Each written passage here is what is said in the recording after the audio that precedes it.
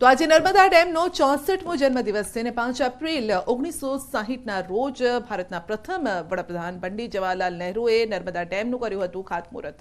નર્મદા ડેમના 6 દાયકામાં ડેમનું કામ 6 વર્ષથી પૂર્ણ. નર્મદા ડેમની મહત્તમ ઊંચાઈ 141.50 મીટર પૂર્ણ થઈ છે. ડેમના 30 ગેટ લાગી ગયા છે, જ્યારે કે 121.92 મીટર સુધીનો ઊંચાઈએ ગેટ મુકાયા છે, જેમાં 60-60ના 7, 60-65ના 23 ગેટ મળી અને કુલ 30 ગેટ લગાવવામાં આવ્યા છે.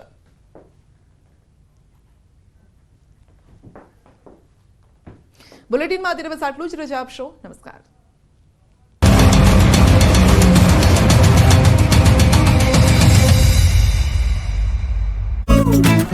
નોંધાવ્યો. રૂપાલા વિવાદમાં હવે પોસ્ટર વોર શરૂ થયો. મોરબીના ગ્રામ્ય વિસ્તારોમાં ભાજપે પ્રચાર માટે ન આવવાના પોસ્ટર લાગ્યા. વઘાસિયા, લુંટાવદર, ગુંગણ, સાદુરકા, મોટી વાવડી, વવાણિયા ગામમાં લાગ્યા પોસ્ટર. રૂપાલાને પાટીદાર સમાજનું સમર્થન મળતા રાજપૂત કરણી સેનાની પ્રતિક્રિયા. જયદેવ આ તરફ રૂપાલાની ટિકિટ પાછી ખેંચવા માટે મક્કમ રાજપૂત સમાજે હવે આગળની રણનીતિનો મેપ તૈયાર કર્યો છે. અમદાવાદના ગોતામાં આજે રાજપૂત સમાજની વધુ એક બેઠક મળી. ક્ષત્રિય સમાજના વિવિધ સંગઠનો તો આ બેઠકમાં હાજર રહ્યા અને બેઠકમાં આગળની રણનીતિને લઈને ચર્ચા કરવામાં આવી. રૂપાલા મામલે સ્પષ્ટ અને આંકરું વલણ ક્ષત્રિય સમાજનું જોવા મળ્યું. મહત્વની વાત એ રહી કે માલધારી સમાજના આગેવાનો પણ રાજપૂત સમાજને સમર્થન માટે રાજપૂત ભવન પહોંચ્યા. માલધારી, કારડિયા, નાલદા, કાઠી રાજપૂત સમાજના આગેવાનો બેઠકમાં જોડાયા. હજી પણ સમય છે. સરકાર અને સત્તા પક્ષને વિનંતી પણ છે કે હજી આને વાતાવરણમાં જરા પણ ચેન્જ ન થાય. આપણી પાસે જે કાંઈ સાધનો કે બળ હશે પણ એના માટેનો આ સમય નથી. બેઠકમાં માત્ર ક્ષત્રિય સમાજ જ નહીં પરંતુ અન્ય સમાજના લોકો પણ ઉપસ્થિત રહ્યા હતા.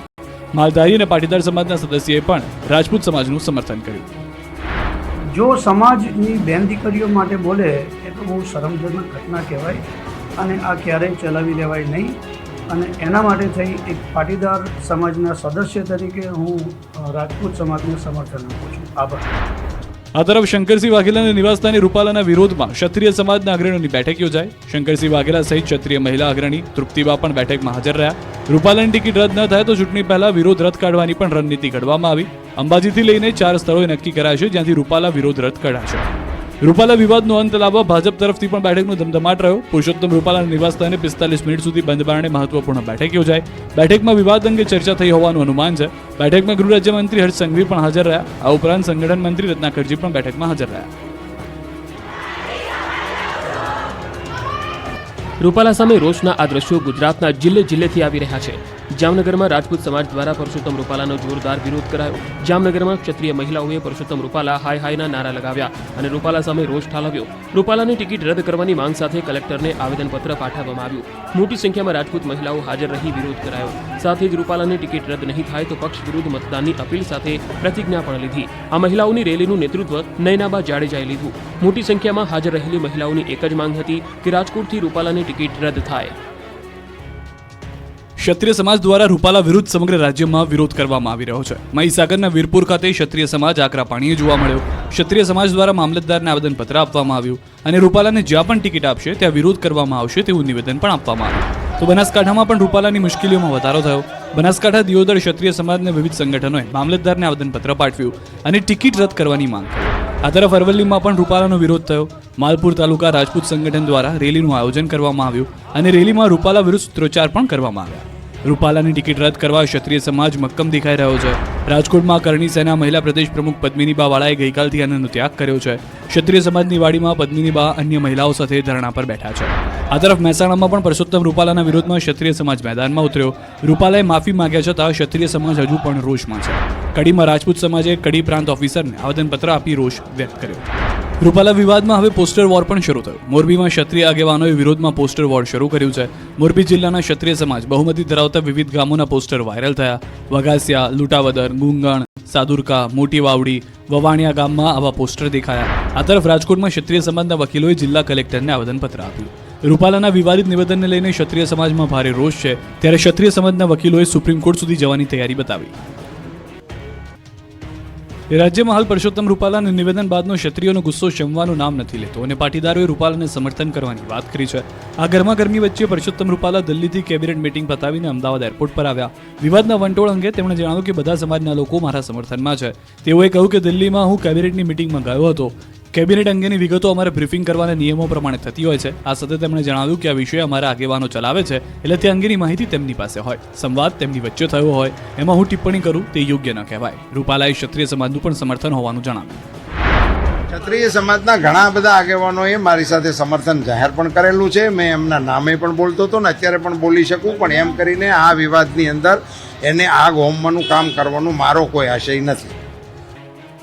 ક્ષત્રિયોના વિરોધ વચ્ચે પરસોત્તમ રૂપાલાના સમર્થનમાં પણ અવાજ ઉઠવા લાગ્યો. ક્ષત્રિયોના ગામમાં રૂપાલાને ઘૂસવા ન દેવા અપીલ કરવામાં આવી રહી છે. તો હવે પાટીદાર સમાજ દ્વારા વિવિધ સોશિયલ મીડિયા પ્લેટફોર્મ્સ પર રૂપાલાના સમર્થનમાં પોસ્ટ કરાઈ. રાજકોટમાં ભાજપના મહિલા નેતા અને કડવા પાટીદાર અગ્રણી જ્યોતિ ટિલવાએ ફેસબુક પર લખ્યું કે 2 વાર માફી માંગ્યા પછી પણ આટલું ઇસ્યુ કરે તે વ્યાજબી ન કહેવાય. ચાલો મારા ભાઈઓ અને બહેનો જાગો અને રૂપાલા સાહેબને સાથ આપો. અન્ય એક યુઝર અનિલ વર્મોરાએ લખ્યું કે જાગો પાટીદાર જાગો. સમાજના પાટીદાર કદ્દાવર રાજકીય આગેવાની સાથે ગેરવર્તણૂક થઈ રહી છે. માફી માંગે પછી પણ આવું. અરવિંદ બારૈયા ગણે નામે યુઝર લખે છે કે અમે પરસોત્તમ રૂપાલા સાથે છીએ. મતલબ કે પાટીદાર સમાજ દ્વારા સોશિયલ મીડિયા પર રૂપાલાના સમર્થનમાં અભિયાન ચલાવાઈ રહ્યું છે. આપાગીગાના ઓટલાના સંત નરેન્દ્ર સોલંકીએ પણ આ મામલે વધુ વિવાદ ન કરવા અપીલ કરી. ક્ષત્રિયો અને પાટીદારોને આ મામલે સામસામે ન આવી જવા તેમણે વિનંતી કરી. આ તરફ ક્ષત્રિય સમાજ સંકલન સમિતિના કોઓર્ડિનેટર રમજુભા જાડેજાએ પાટીદારોને વિનંતી કરી. રમજુભાઈએ કહ્યું કે અમને માત્ર પરસોત્તમ રૂપાલાનો વિરોધ છે. પાટીદાર સમાજ અને ક્ષત્રિય સમાજ બંને હળી મળીને રહ્યા છે અને રહેશે. સૌરાષ્ટ્ર એસપીજી પણ પરસોત્તમ રૂપાલાના સમર્થનમાં આવ્યું. સૌરાષ્ટ્ર ઝોનના એસપીજી અધ્યક્ષ કલ્પેશ રાંકે માંગ કરી કે ક્ષત્રિય સમાજે હવે પરસોત્તમ રૂપાલાને માફ કરી દેવા જોઈએ. નમસ્કાર, આપ જોઈ રહ્યા છો ગુજરાતની number 1 news channel news 18 Gujarati. આપણું ગુજરાત સાથે હું છું સિદ્ધાર્થ વાક્યા. મહત્વના સમાચારથી કરીએ શરૂઆત. રૂપાલા વિવાદને લઈને આજે પણ વિરોધના વંટોળ વચ્ચે બેઠકનો દોર રહ્યો. રૂપાલાના નિવાસસ્થાને બંધ બારણે બેઠક મળી તો ક્ષત્રિય સમાજ હજુ પણ મક્કમ. આ તરફ રૂપાલાની ટિકિટ પાછી ખેંચવા માટે મક્કમ રાજપૂત સમાજે હવે આગળની રણનીતિનો મેપ તૈયાર કર્યો છે. અમદાવાદના ગોતામાં આજે રાજપૂત સમાજની વધુ એક બેઠક મળી. ક્ષત્રિય સમાજના વિવિધ સંગઠનો તો આ બેઠકમાં હાજર રહ્યા અને બેઠકમાં આગળની રણનીતિને લઈને ચર્ચા કરવામાં આવી. રૂપાલા મામલે સ્પષ્ટ અને આંકરું વલણ ક્ષત્રિય સમાજનું જોવા મળ્યું. મહત્વની વાત એ રહી કે માલધારી સમાજના આગેવાનો પણ રાજપૂત સમાજને સમર્થન માટે રાજપૂત ભવન પહોંચ્યા. માલધારી, કારડિયા, નાલદા, કાઠી રાજપૂત સમાજના આગેવાનો બેઠકમાં જોડાયા. હજી પણ સમય છે. સરકાર અને સત્તા પક્ષને વિનંતી પણ છે કે હજી આને વાતાવરણમાં જરા પણ ચેન્જ ન થાય. આપણી પાસે જે કાંઈ સાધનો કે બળ હશે પણ એના માટેનો આ સમય નથી. બેઠકમાં માત્ર ક્ષત્રિય સમાજ જ નહીં પરંતુ અન્ય સમાજના લોકો પણ ઉપસ્થિત રહ્યા હતા. માલધારી અને પાટીદાર સમાજના સદસ્યોએ પણ રાજપૂત સમાજનું